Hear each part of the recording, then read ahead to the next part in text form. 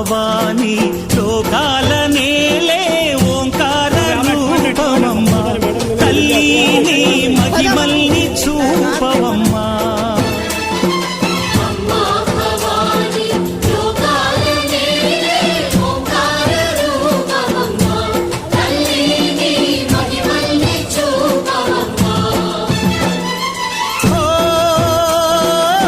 సృష్టికే దీపమా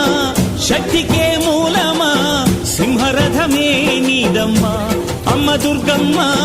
భక్తులను దీవించుమా